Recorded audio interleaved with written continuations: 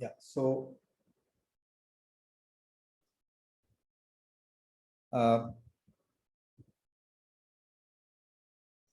the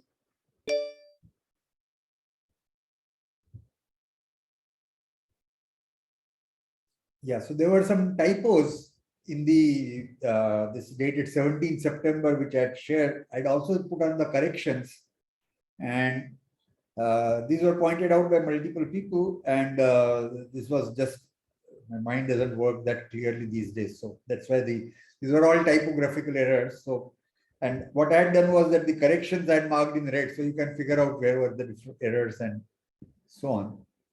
So the first error is clear that, G is between F and H. So the gap between the upper and lower for G is the gap between upper for H and lower for F. I put the inequality opposite, I think so, something. And in this part 2, I think I had missed out the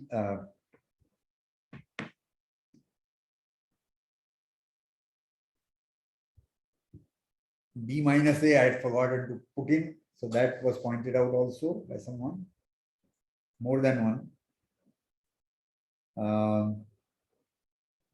Yeah, this is where there was probably even an error on my part, or typo, I couldn't remember. This part 5, that see, P is enlargement. So in enlargement, the uppers come down and lowers go up. That we have done earlier.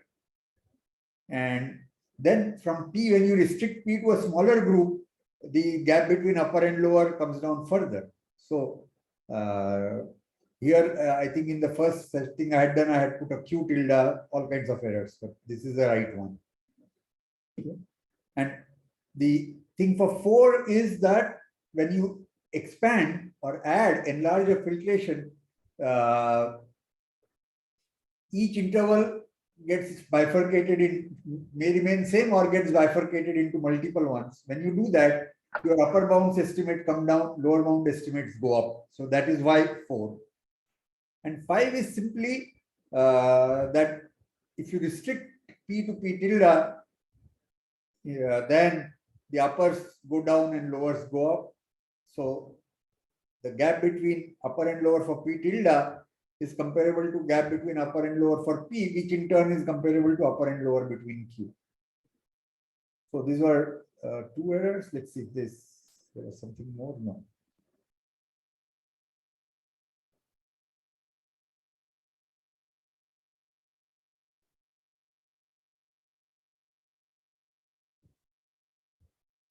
All right. So this is one thing I wanted to discuss.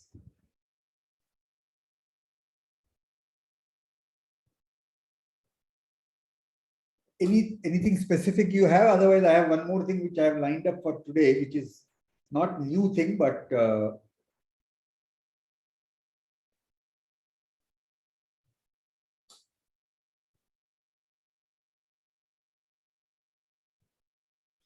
yeah, so this was something which, when we were discussing e power minus 1 by x square, there had been a discussion about convergence of the derivatives, and will that tell us whether f is differentiable. So yes and no, we certainly need that to begin with.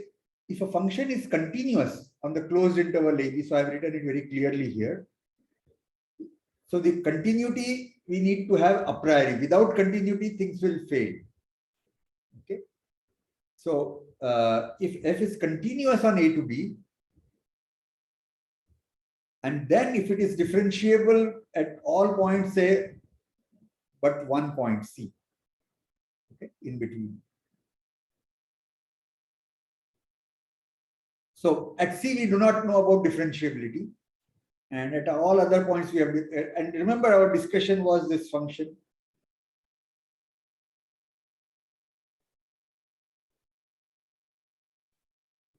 I've sent you a direct proof, but there was some discussion on this convergence of derivatives, which I wanted to clarify.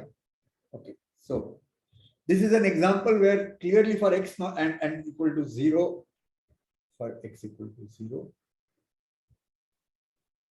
So for x not equal to 0, just by composition of two differentiable functions, we can argue that fx is differentiable. And we can write down what the derivative is, and perhaps we can even compute the limit and see that it is 0. Does it imply that the function is differentiable? Well, if we first verify that the function is continuous at 0, then it does, and that is what this proof I'm going to give.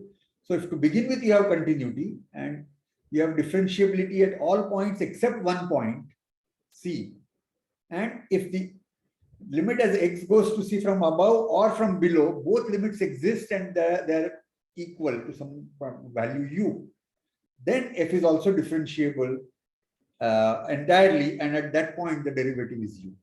So that applies to this here question. If we have to begin with show that f is continuous at 0, then taking the limits of the derivative we can conclude that the function is continuous, is differentiable at 0 as well.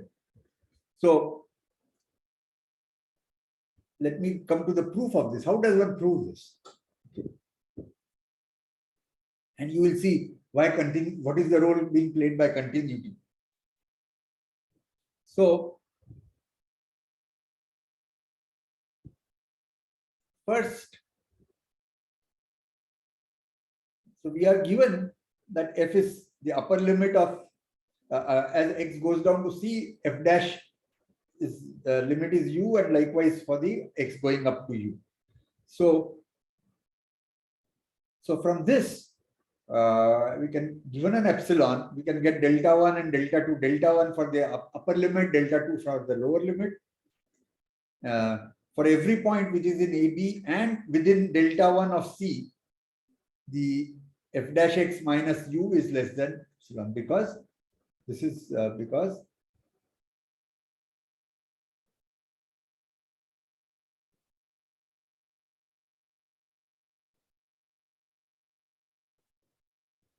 the limit of f dash as x goes down to C is u.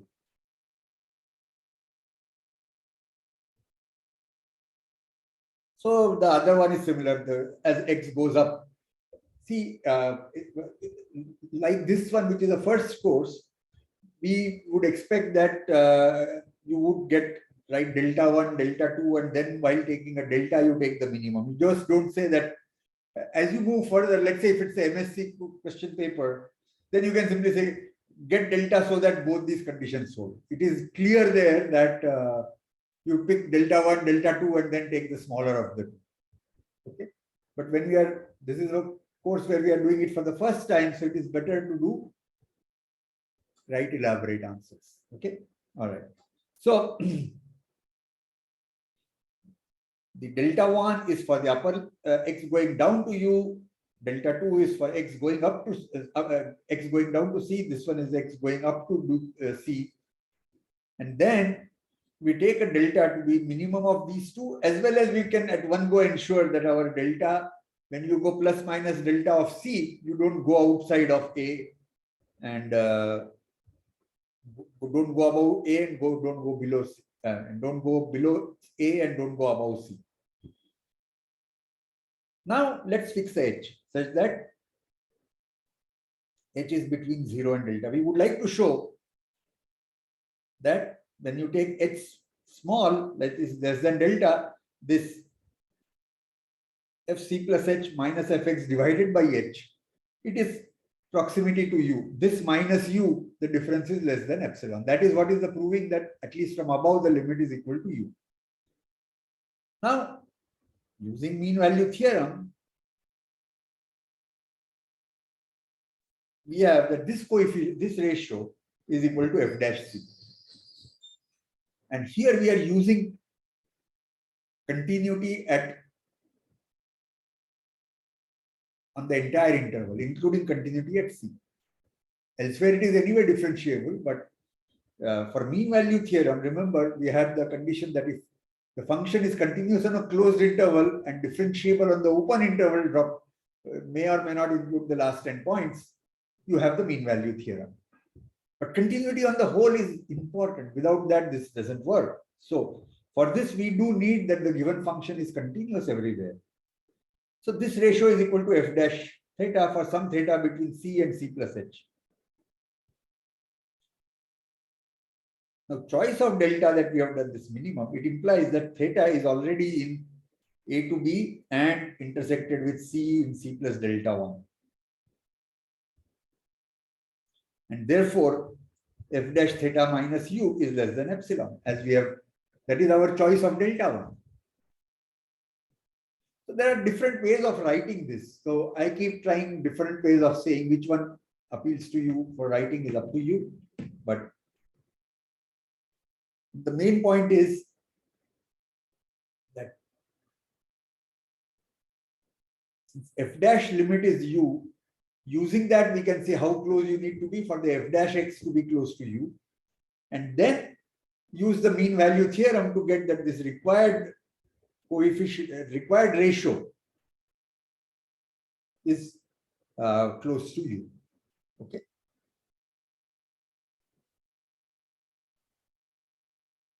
The lower limit, the discussion is similar and I have just written down, but I will not spend time now. You can read it later. And once we show this upper and lower side, f c plus h fc, and then f c plus h minus fc when h is negative, okay, then you will get that the derivative of f at c is equal to u. So what was being quoted that day is correct, provided you have proven that f is continuous on the entire interval. Just convergence of the derivative is not good enough.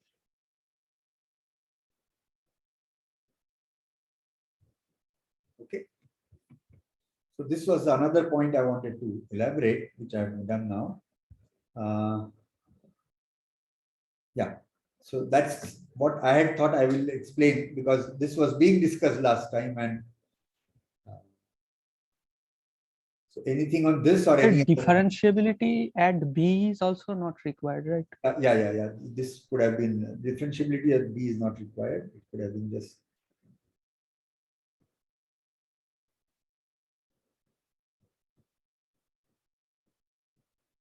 Yeah. And the C could be one of the endpoints A or B, but in which case in the conclusion it will be the upper or lower derivative. So the same proof you can work out at C. Okay. So if f is differentiable on A to B open interval and continuous on AB, then the derivative from the upper side at A is equal to the limit, and likewise the derivative at B from the lower side is equal to the limit. So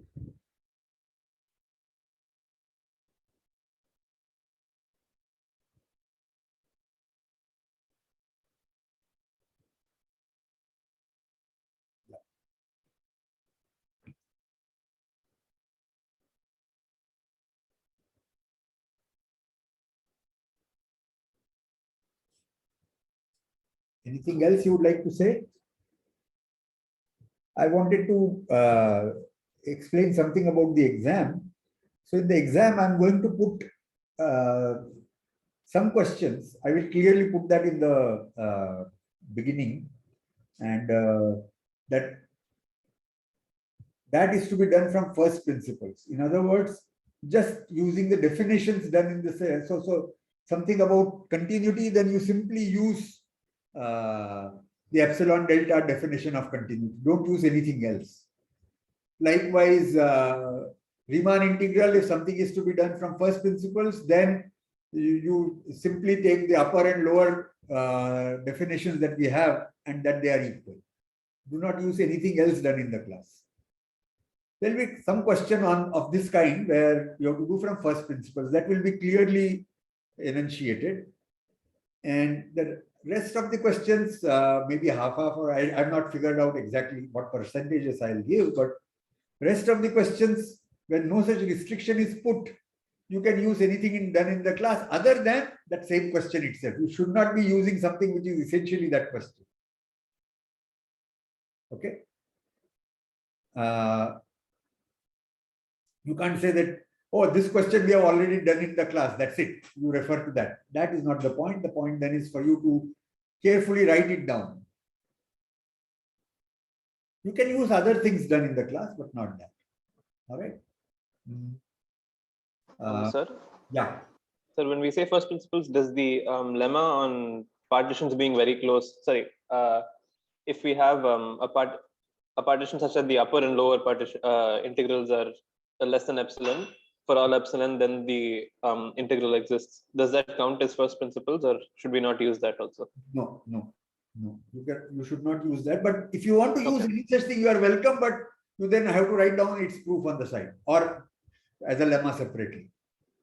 Okay, so if I wanted to use that, I could prove it and write it and use it in those questions. Absolutely.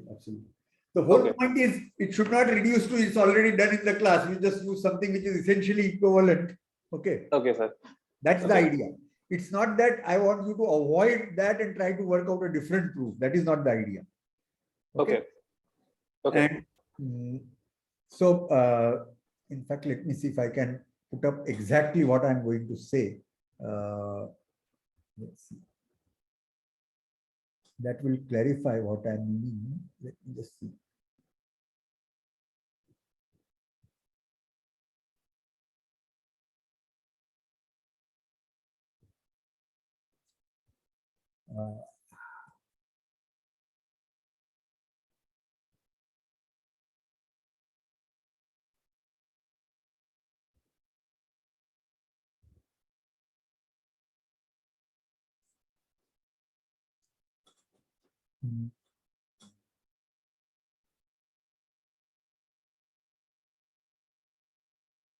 So I'm going to say that in your answers in part 1, questions 1, 2, 3, this may reduce or increase, I don't know. You can use only definitions of, so I've been, even first principles, I have not used the phrase. You can use only definitions of convergence of sequences and series, continuity, differentiability, and Riemann integration of functions. If you wish to use any other result done in the class, you should state and prove the same. Okay, so this is what exactly the phrase will be. With one proviso, you can use conclusions of other parts in this other questions in this part, even if you have not answered them. So let's say there is a question which has parts 1, 2, 3, 4. You know how to do part 3 and part 4, assuming part 1. Okay, but part 1 you are not sure what to do. So you do not do part 1. You do part 3 and 4 using result in part 1, and the partial credit you will get. Okay. Does it make it clear? Got it, sir. Yeah. Yes, sir. Yeah, thank you. So it's not that if you can't do part 1, the whole question is gone. No. Okay. So I have had such situations that, sir, you had said I can't use anything else. So, but I could not do part 1, so my whole question is gone. So therefore, I am now adding this clarification that, and while making the question paper, I will be reasonable. I am not going to require 10 results done in the class. You just copy them from your notes so that you can use all of them and to get a conclusion. It will not be that kind. Okay. But the purpose of separating part 1, 2, 3, 4 is to actually guide you how to do it. Okay. And if for some reason you can't do one of the parts, say part 1, 2 or anything, but using that you can do the others, you can do this. You can use it. Okay. So I hope this clarifies.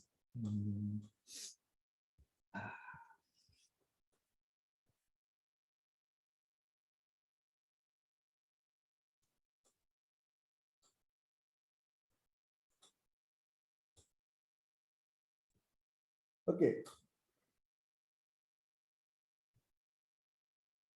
So, for example, if this is a question, okay. Now, we would have done something like this in the class, maybe for positive. Suppose in the class we have, I don't know what I didn't go and check what exactly I have done. But suppose in the class we had done it when the case when AN and BN are non-negative. Okay. You say, oh, using the things for non-negative, the things follows because now we are just taking absolute value. Now this will not be acceptable. You understand what I mean, okay? Because it is essentially that same thing. that is being asked, and now you have been asked to actually do it without assuming that. Okay, yeah. Oh, this is incomplete statement.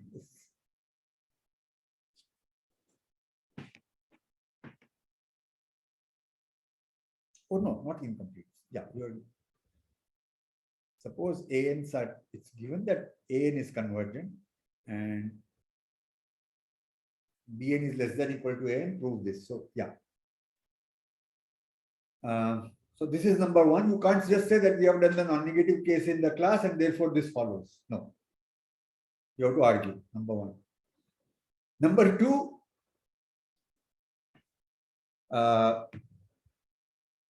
this is clearly not true.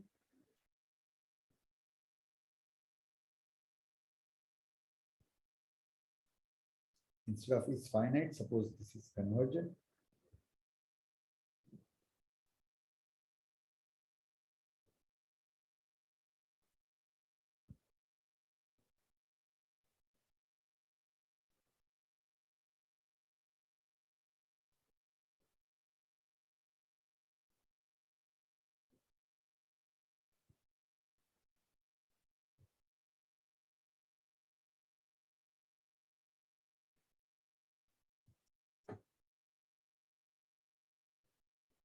So this thing works with absolute convergence. It doesn't quite work when you are having positive, negative, both things going up and down. Okay.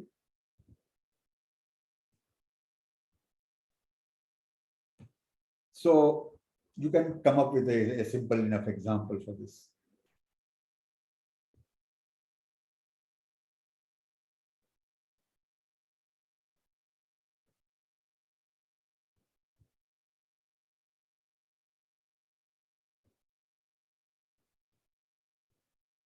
Bn is equal to 1 by n itself.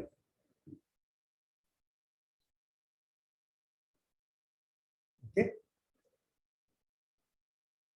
So it says. And you may feel that, oh, we replace this with simply requiring that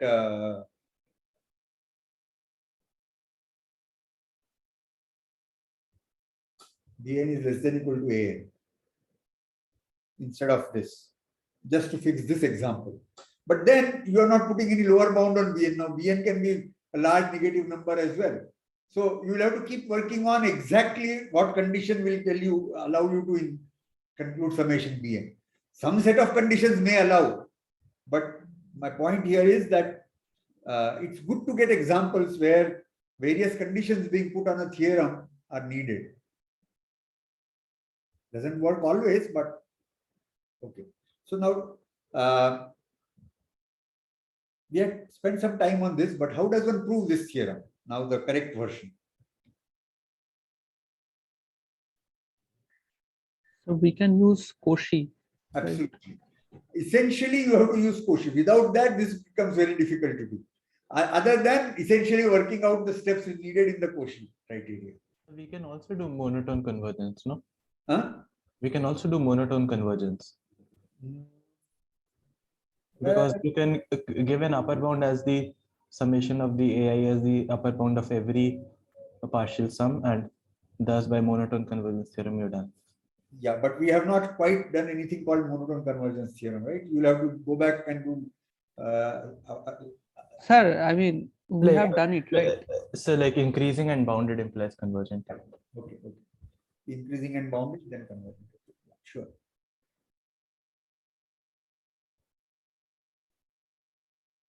Yeah. So.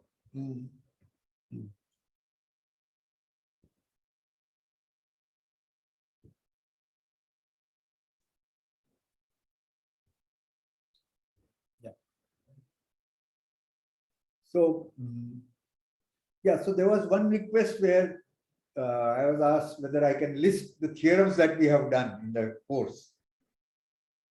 Well,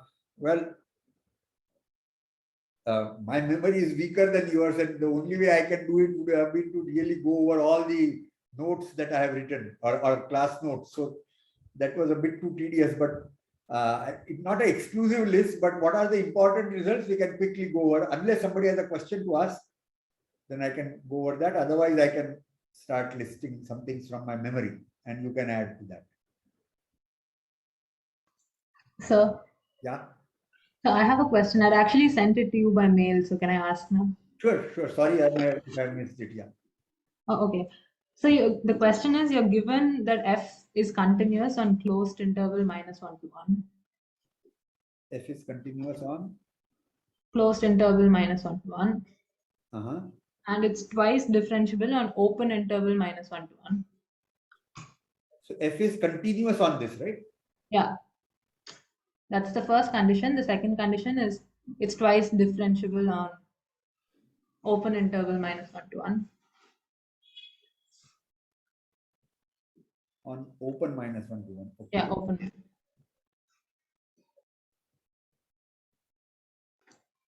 They've defined a new function g of x, which is equal to f of x minus f of 0 divided by x for x not equal to 0. This is when x is not equal to 0.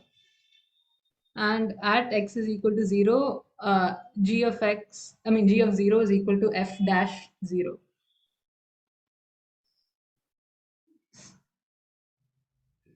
Okay. Yes, f dash 0 when x is equal to 0. Using second order mean value theorem for f, show that g dash of x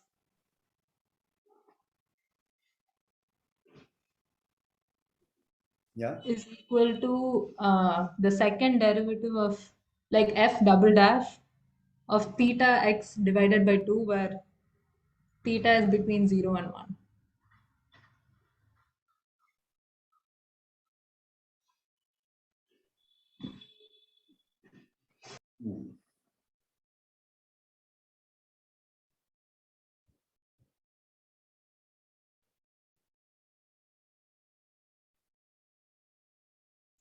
X is between for x in -1 to 1 again open.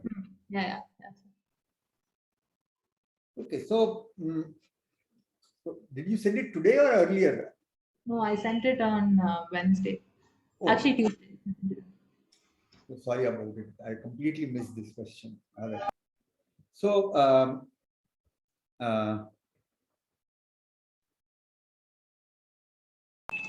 So I made progress in the sense I wrote f of x is equal to like Taylor's theorem for. yes, you do Taylor's theorem with first derivative and then a remainder term. So you get. So, but I didn't fully understand if theta, right, like theta x, is Okay. that a function of? Just a Okay. minute. F of x is equal to f0 plus Yes. x times f dash x. So f dash 0. Sorry, f dash 0 plus remainder term. Now, what form of remainder term we have done?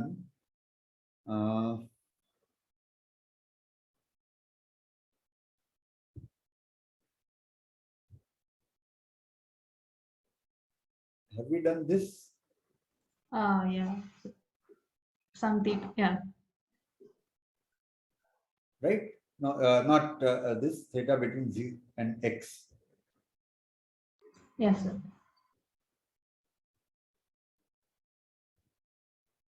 So, actually, it is just the different ways of writing the same condition. Okay. So, any theta between 0 and x. So let me do one thing. Let me, instead of the word theta here, let's call this, let me erase theta and put some other number here, some other symbol. Let's say xi. All right. Now, if we simply substitute xi divided by x to be equal to theta, then we can also write this in the form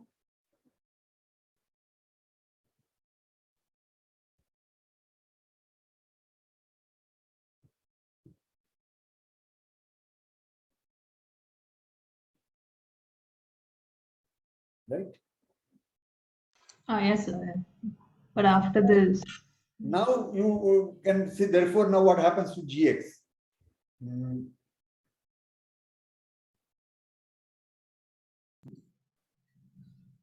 Gx is equal to f dash 0 plus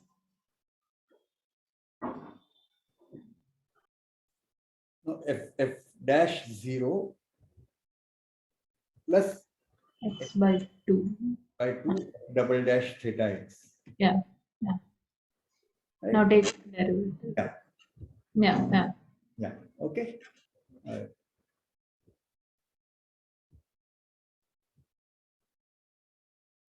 So now what will happen is that you have to take derivative of g. Yeah, there will be so this one we can call this as theta 1. And in the expansion there you will get another one which will be theta 2 times theta 1 times x. And the final theta in the expression here would be the product of these two thetas. So this is some number between 0 and 1. That's it. So I didn't fully understand. So if you take a derivative of this, Okay, now, so let's say here I'm gotten it as called it theta 1. All right. yeah. Okay. Now we want to take g dash x. So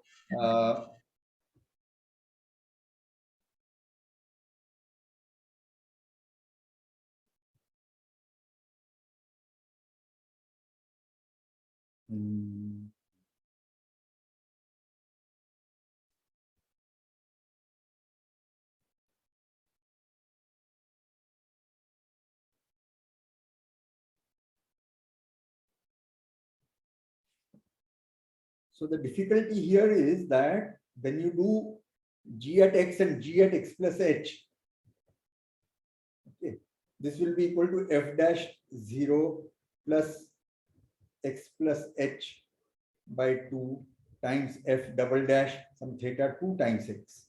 The theta 1 is not the same. It's just some number between 0 and x. Okay.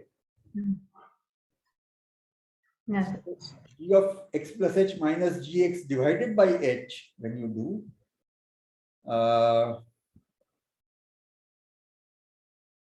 f dash at 0 will get knocked out. Okay, and this one will be equal to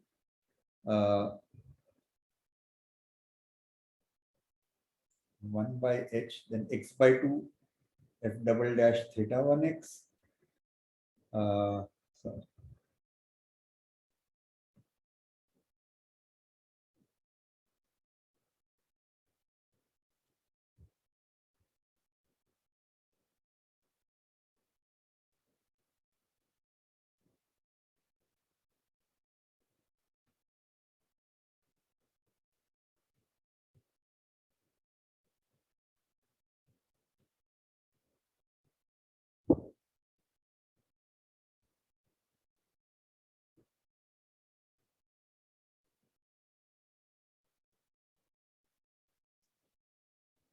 Okay. So this x by 2 terms, they still don't cancel because of. So this is taken from some other book or somewhere. Yes, as some worksheet. Yeah, you see, this is the difficulty that to get exactly in that format, perhaps we have to use Taylor's theorem in some other expansion. In this way, now we will not be able to conclude. Okay, sir. Okay. So the Taylor's theorem has multiple ways of writing the error term. So we could have done that, but let's see.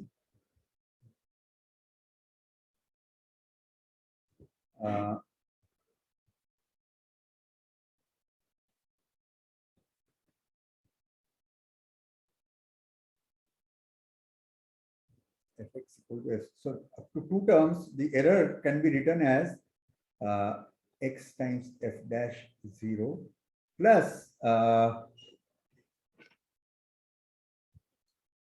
x square by 2 integral from 0 to x f double dash t dt.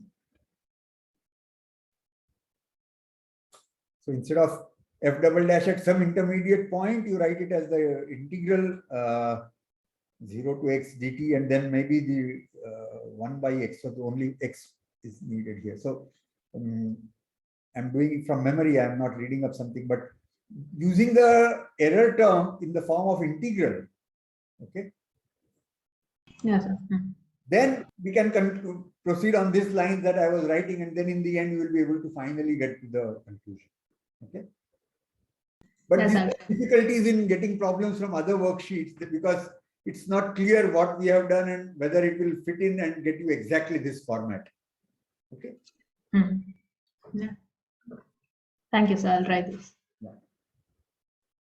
And if you don't hear from me in 24 hours, feel free to send a mail again. Somehow, either the mail is lost or mail was there and my mind did not pick it up. I don't know. Okay. So especially now that we are not planning a session between now and the exam day. Okay. If you write something and you don't get a reply in 24 hours, feel free to write again to me. Yes, sir. Sorry. Yeah. No. You don't have to be sorry. This is the instruction I am now giving, so don't worry. Okay. Yes, sir. Yeah.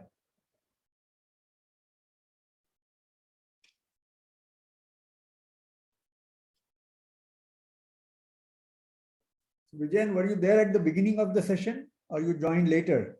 No, sir, I was there. Okay. No, I just that this your thing about f dash and derivative and so on. I did answer that, so I just wanted to be assured that you were there listening when I made all that corrections. Yeah. Okay. All right. Yes, sir. Okay.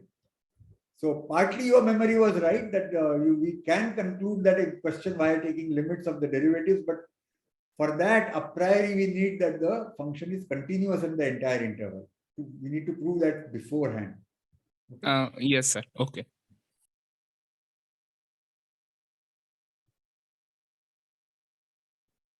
All right. Just a clarification, sir. Yeah. On using mean value theorem or Taylor's theorem, we get some theta or some constant in the error term. If I wanted to differentiate the entire expression that we get, that constant is still a function of x, right? So I would need to include that in the differentiation. Is that right? So if you want to differentiate, then that this remainder form is not at all useful when you are doing when you want to integrate subsequently. Okay. Because this theta 1 is a function of x and you have no control on that. Okay. Right. So, right. Also, it might not even be differentiable. It might not even be differentiable. Yes. Okay. So when you want to do those games, then we necessarily need the remainder form with the integral of the remainder. Okay, that makes sense, sir. Okay, because then you have control on the whole thing. Okay. Yes, sir. Got it, sir. So, Sir, yeah. so in the error term you gave of the integral, isn't this linear? Like the remainder is supposed to be quadratic, right? I mean, no, because this integral itself has an x factor coming in. No, I think so. I don't know. Let me see.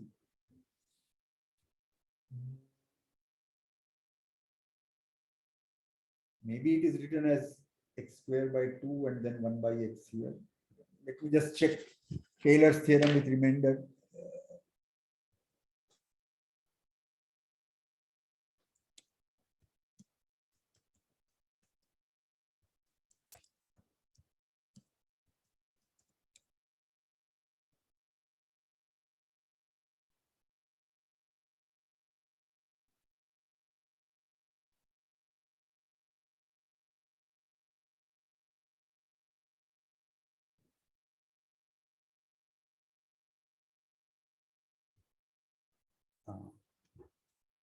No, the remainder term is slightly more complicated. It's not the way I have written. Let's see. Or there are different versions of this as well, I suppose.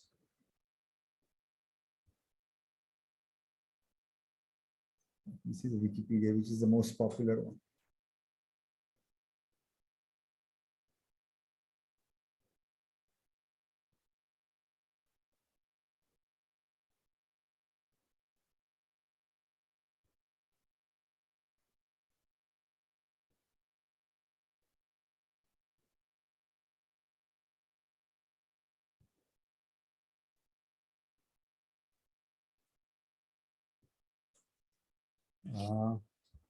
So We are having 2 times differentiability, right, in our statement. So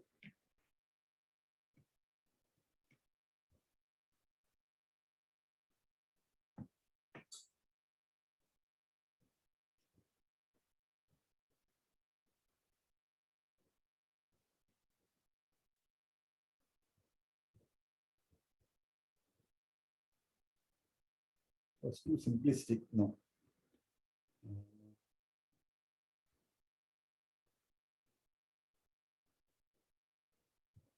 Integral 0 to x.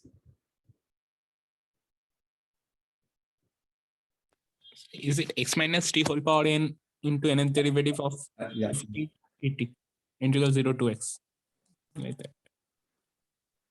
Yes, x minus t whole square. So X minus t whole square dt divided by 2 factorial. Yeah.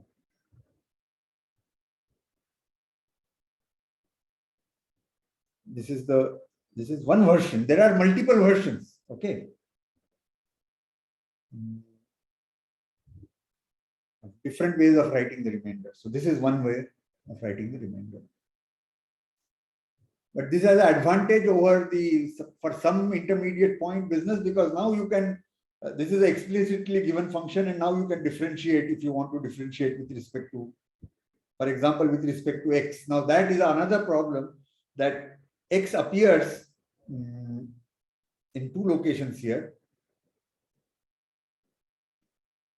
One is in the here, and then there is a x in the term as well. So you want to differentiate a function which is looking like integral 0 to x g of x comma t dt. Okay, so there is a x in the integration limit, and then the integrand is itself depends on 2 variables, x and t. T is the variable you are integrating, and x is the other variable. And you want to do d by dx of this. Okay. yeah, differentiation under integral sign type of. No, But for it's more complicated than that, because it's so what you said is the feature when we have, instead of this upper side being x, we have, if it were something like say y, okay, fixed, then what you said is correct. This is then differentiating inside the integral sign, right? But the problem is when you have, as in the Taylor's theorem, integration with this form of remainder, you have an x appearing in the as a part of the function, and it's also appearing in the integration limit. It can be done, but then we have to figure out exactly what is the formula. You can look up a book and get the formula, but we have not quite done that. Okay. here it is simple. We just expand x minus t whole squared and then get the term outside, because like distribute the product since it is separable kind of thing. Yeah. That's correct. Here it is easy, but in general, yes, it is tough. the more various things have solution. Okay, but we can't do everything in the first course. Okay, so even this, there is a solution. Under some conditions, it can be done. Okay, even this is a solution. Under some conditions, it can be done. Then we have, the problem comes, what are those conditions? So, yeah.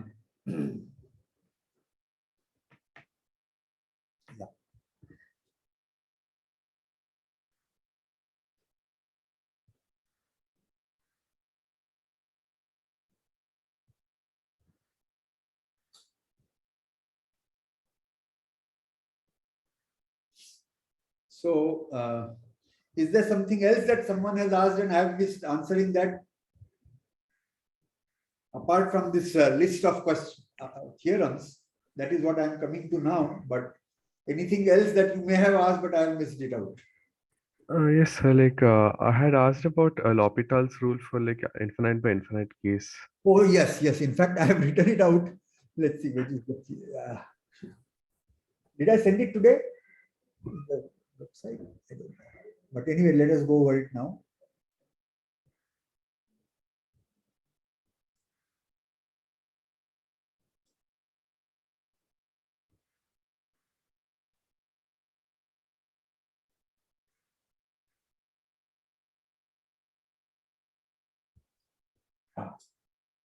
Okay, yeah.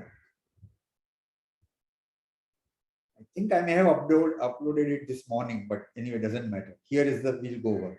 Okay. So this is, we are done in the class. I'm just remembering again what we mean by limit as x tends to infinity business. So these parts are, we have worked, and likewise, limit being infinity has also a meaning, and it can be represented in the form of neighborhoods, etc. So these parts we had gone over in the class. Now,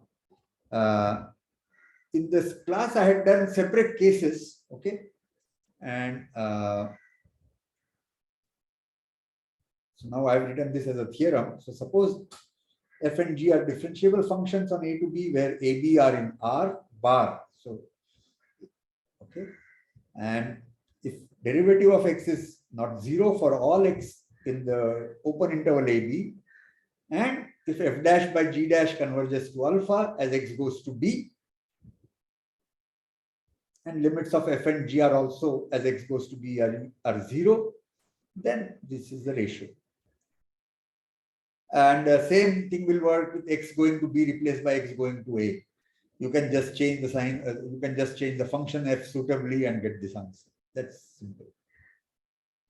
So, likewise, suffices to consider the case that only when you are taking this alpha to be infinity. Alpha is minus infinity, you can do by changing f to minus f and keeping g as it is. Okay, so that reduces it to 4 cases.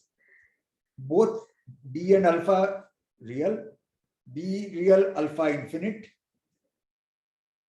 b infinite, and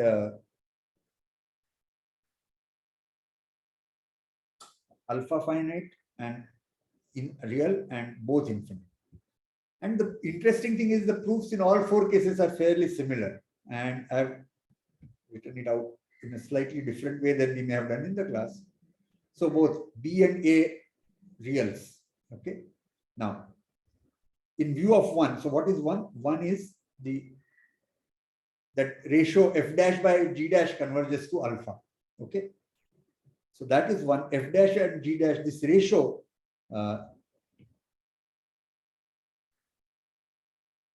this is converging to alpha. So therefore, since this ratio converges to alpha, given epsilon, we can get a delta such that, and remember, we are taking limit of to b as x goes from b from below. So there exists a delta such that x in b minus delta in b, then f dash by g dash is between alpha minus half epsilon, alpha plus half epsilon. So given epsilon, I've just taken it epsilon by 2 directly. Okay.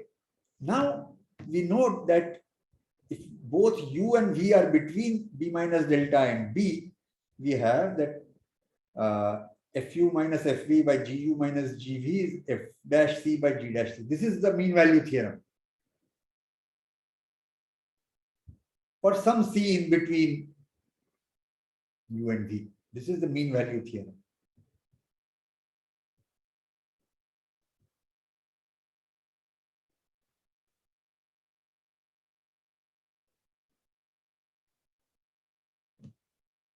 Now taking limit as v goes to b. So what happens when you take the limit as v goes to b? So this and this both are going to converge to 0, because that is our assumption, that limit of f as x v goes to b and limit of g as v goes to b are 0. So this ratios converge to 0. Each of these quantities converge to 0. So this ratio converges to fu by gu. And f dash c by g dash c, we already know this is always between alpha minus half to alpha plus half. So we conclude that when u is between b minus delta and b,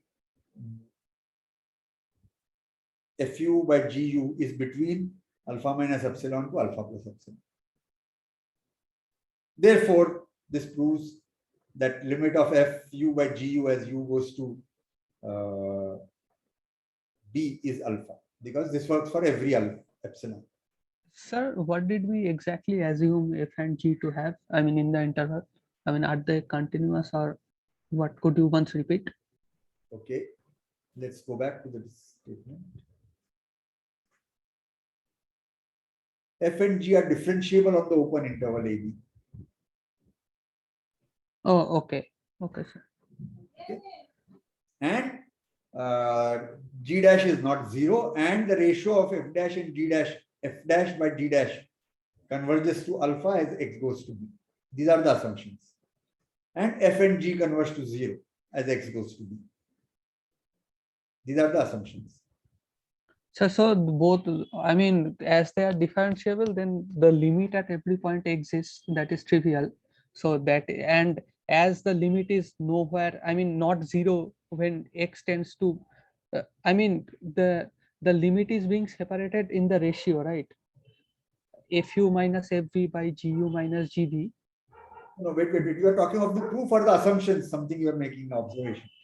No, sir, I mean, just the last statement of the proof. Of the, okay. When we are splitting the ratio separately for numerator and denominator, I mean, we are taking limit and then the limit is being applied to the numerator and denominator in Fu minus Fv by Gu minus Gv. Yeah. That is as because if, I mean, that just requires F and G to have limit, right? Yes. At the point we are considering. Yeah. Okay. Absolutely. So this is just this part, this step, taking limit as u, and using this we conclude that Fu by Gu. So u is fixed. We are taking limit as v goes to infinity, and we get that Fu by Gu belongs to the same interval. That's all.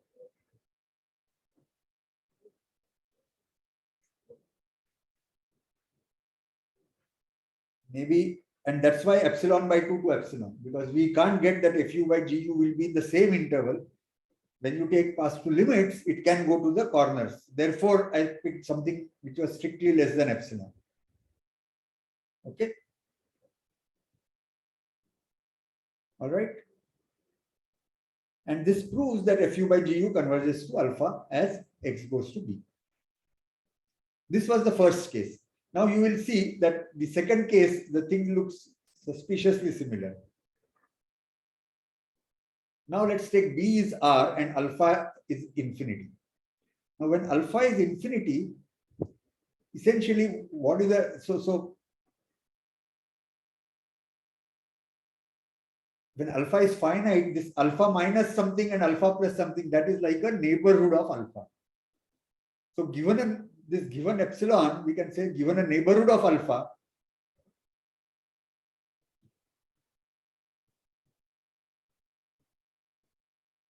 we are having that we are getting an, and this is, we are getting a neighborhood of X such that something happens. Okay. So essentially, instead of epsilon now, we have given a K, choose delta so that F dash C by G dash C is now bigger than K. This belongs to K to infinity. Sir? Yeah. Sorry, could you go back to the previous slide for a minute? So you said something about a strict inequality like alpha minus. Okay. Epsilon. So the point is the following. Suppose you have a sequence, suppose you have a function, let's say f, g, say h.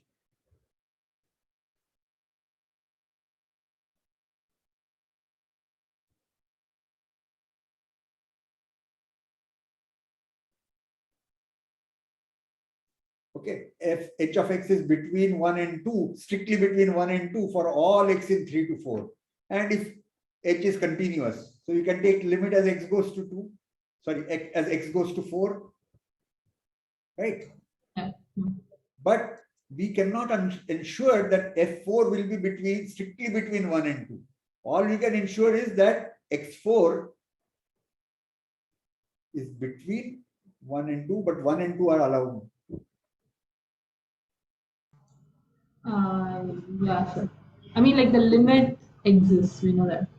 we know to begin with that H is continuous. Yeah. It exists. But just because for every point in 3 to 4, not including 3 and 4, it is strictly between 1 and 2, you cannot conclude that the limits are also strictly between 1 and 2. Yes. Okay, so this strict inequality becomes less than equal to. So here we would have got actually that since this would have got that belongs to alpha minus epsilon by 2 to alpha plus epsilon by 2. But in our standard definitions of epsilon delta, we want to open interval.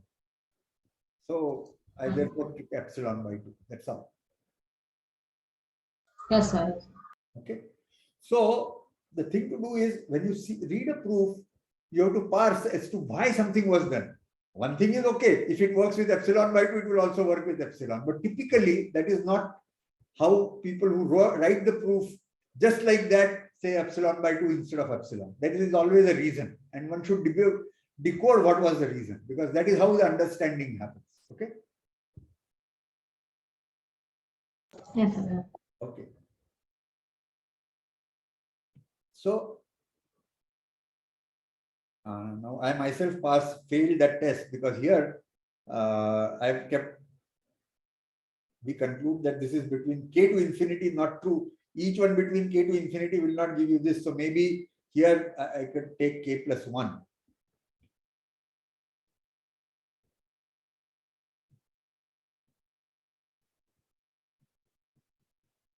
Given a k, we make it above with k plus 1. So each of them is above k plus 1, therefore the limit will be above k.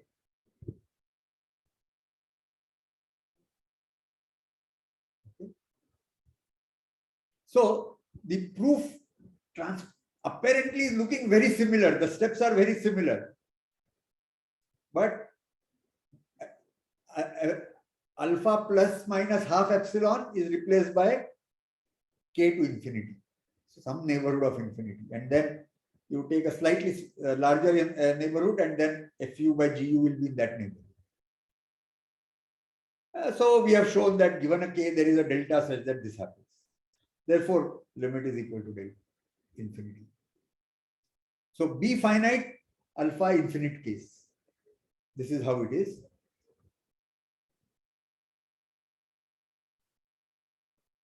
Now, B infinity and alpha finite. So alpha finite, we are going to a neighborhood of alpha. So then now the neighborhood is given in terms of epsilon. So given epsilon, there exists a m such that whenever x is between m to infinity, the f dash by g dash is between alpha minus half epsilon to alpha plus half epsilon. So now the role of delta in example 1 here, b minus delta to b. The delta role is taken up by m. Okay. One has this. Now, same that for all u in m to infinity, one has fu by gu is between alpha minus epsilon to alpha plus epsilon. Therefore, as x goes to b, we have the ratio converges to alpha.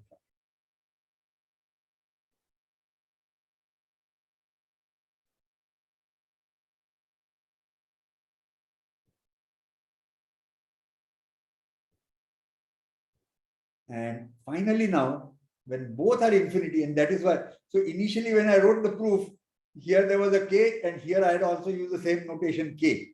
And that can be very confusing because we then want to mix the two. When I used k for one and m for the other, it is very easy to mix the two. So now, given k, there is a m such that, because as x goes to infinity, you have f dash by g dash also tends to infinity.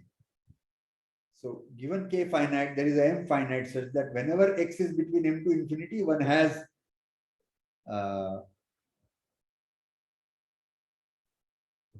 k plus 1 here also.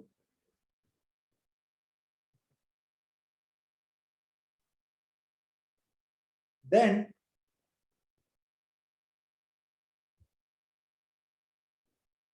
for any two u and v, we will get that This time we have to change this to u any two, and then let one of them limit go to v.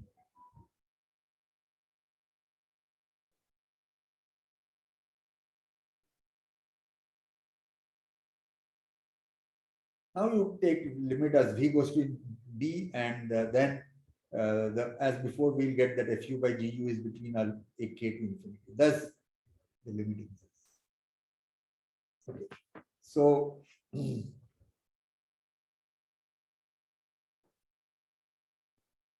so this is the case you wanted, but instead of directly just writing this, I thought it may be instructional good to do the entire thing at one go, all the 4 cases at one go.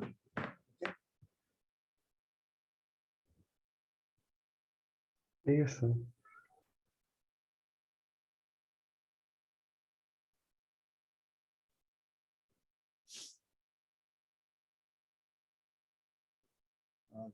Anything, any question on this one or something else you can ask?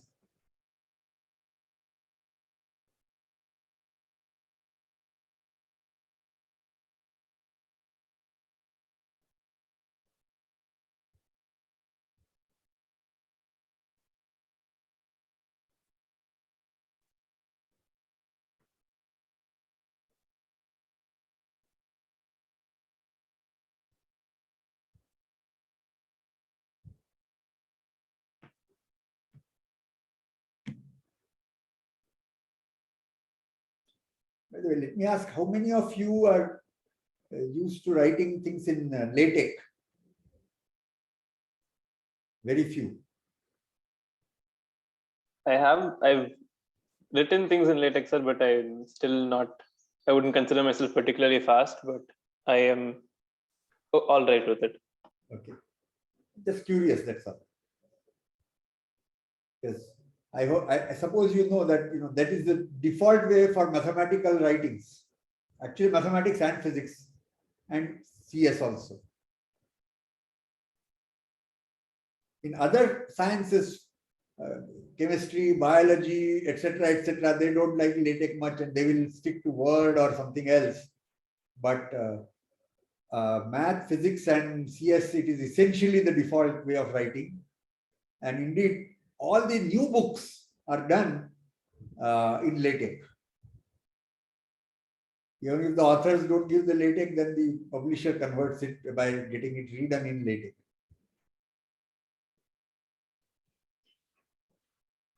Just excuse me, there is a phone call. It's very likely.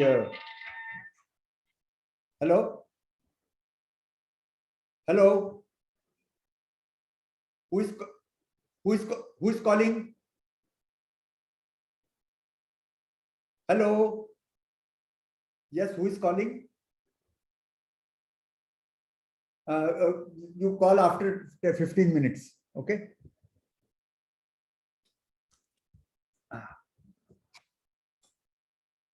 Yeah.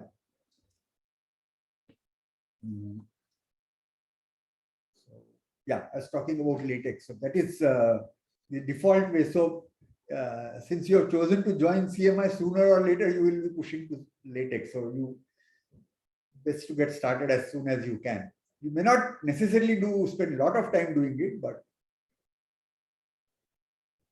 okay. Back to our questions. Any other question?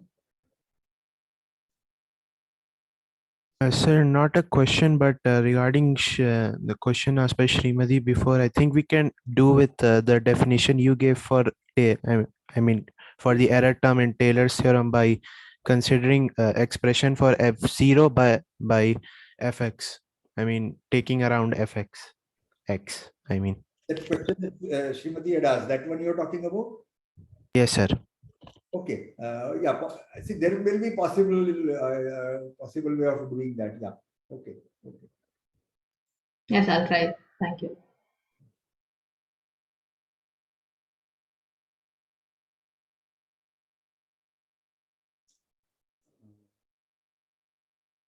Any other question? Otherwise, we can take up how this would be done. But if any other question, we'll take that up first.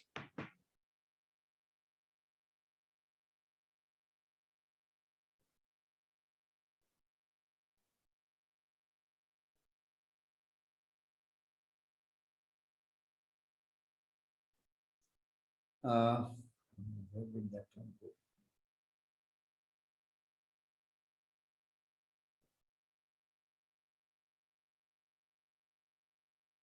Yeah, so if there is no other question, I will return to this one. But if there is question, we can take that one. Okay, so what is the option you're saying? Somebody was suggesting, I forgot to check the name, who was telling. So first we differentiate gx with the quotient rule, and then we use the the formula for f0 in terms of x by using Taylor's theorem. Wait. So gx is given to be this. So g dash. Okay, you are saying you do g dash with the Taylor's theorem. All right. So g dash with quotient rule. Then the expression that comes in numerator, we will use Taylor's theorem around x for 0. G dash will be.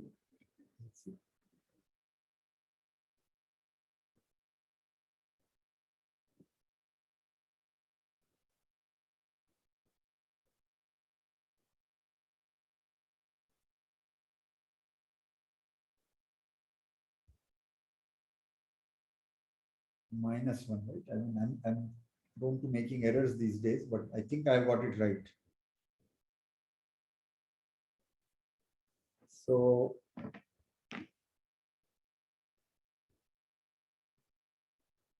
g dash x will be equal to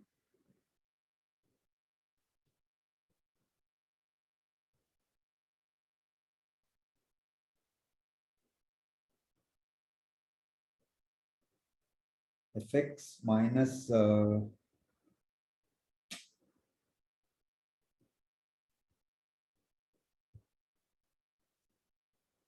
this is the f dash x minus fx.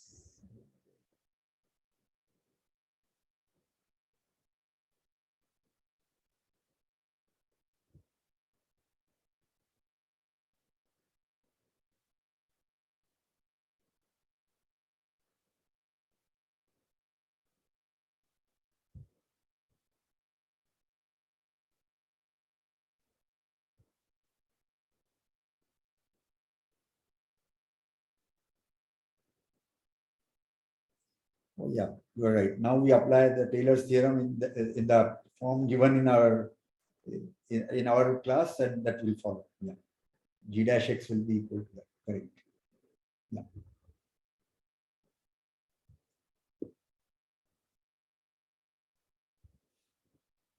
Yeah. So how to write a given proof using which method? That can keep changing. Okay. Thanks.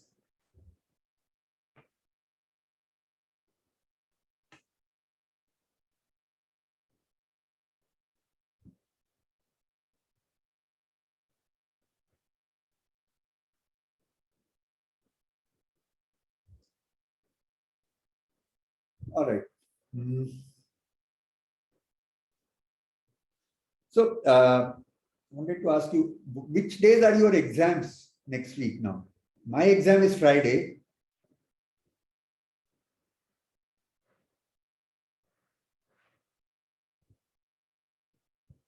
What are the other days that you have exams? So Wednesday and Thursday. Wednesday and Thursday. Okay. Thursday morning, I suppose. Yes, sir. Both days in the morning. So let me do one thing. Let me, at least my side, I will keep myself available on Thursday afternoon onwards, 4 p.m. onwards.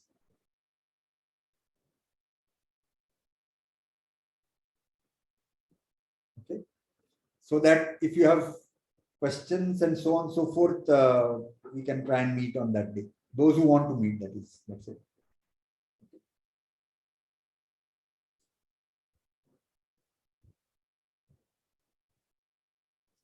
And what is the exam on Wednesday? What subject on Wednesday and what on Thursday? So Wednesday is English and Thursday is Haskell.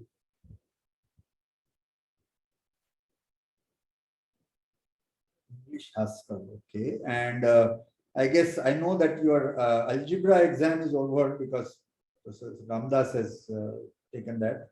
And which is the other exam which is already done? So classical mechanics, we're not having a separate exam. It's just based on assignments. Okay, just based on assignments. Okay. All right.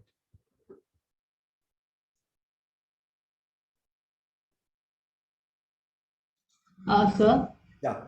sorry, I don't see why that works. I mean, like what we did on the previous time. Okay, let me see.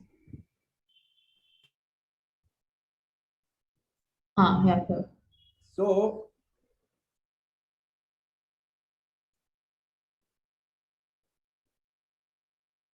what is the form of remainder that we have done? We have done says that f of x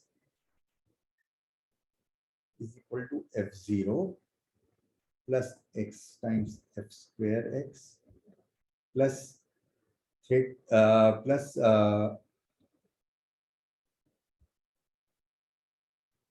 x square by 2 times, sorry. So x f dash 0 then. Dash at 0. Sir, I said to express f0 in terms of fx. Fx, f dash x, and f double dash x. Wait.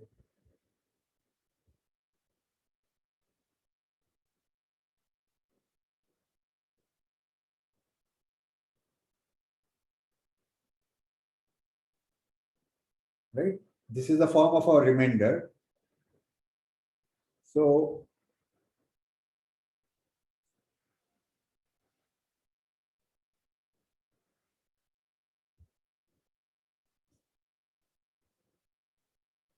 somewhere I made a mistake with the sign difference. Otherwise, we are getting the answer that we want. Right? Because the numerator here. So it wouldn't cancel. I mean, like x f dash x and x f dash 0 won't cancel.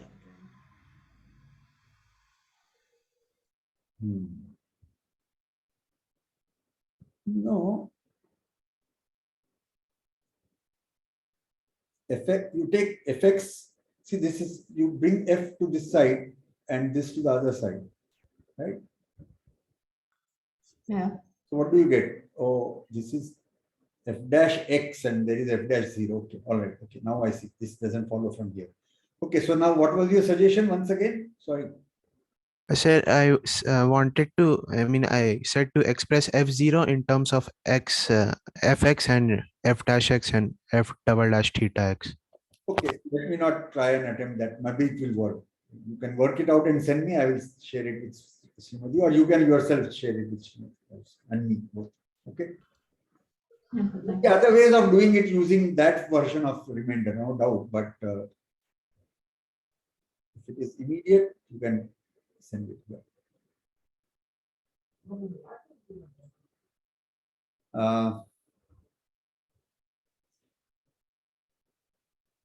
Yeah, this Taylor's theorem with different forms of remainder is extremely useful.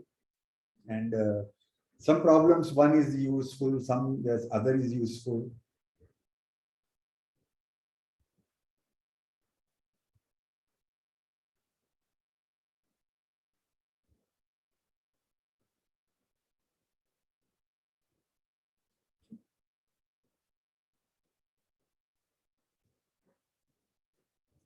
All right, and if you have a lot of questions and more time you want earlier than your even English exam, you write an email, we'll figure out if we can find some time. But Thursday after 4 o'clock, I'm trying to block for you all. Okay. So we have a WhatsApp group. If you can post questions there.